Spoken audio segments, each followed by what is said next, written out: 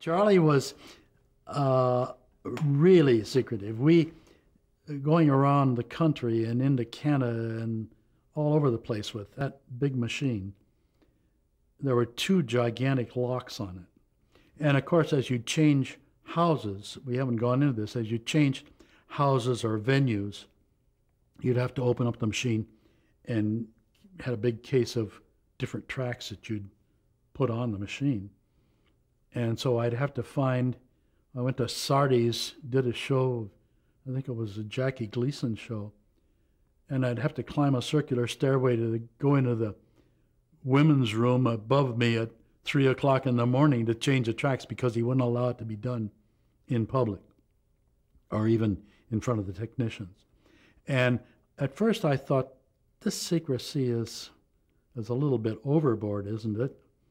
You know, these locks and all of this, and it turned out to be, and I think Charlie has left us now, but I think in retrospect that maybe it was the underplay intrigue that made his machine desirable, if you see what I mean. If it were all out in the open, nobody'd be interested in it. He wouldn't ever give interviews.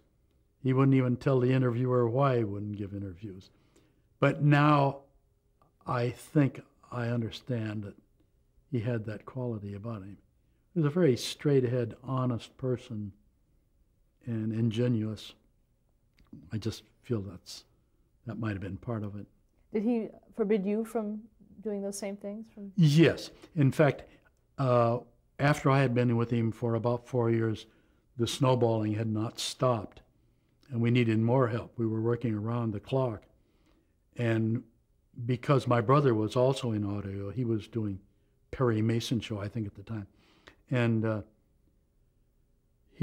Charlie felt that maybe because it was in family that he could continue with the secrecy, and just casually asked us not to say anything.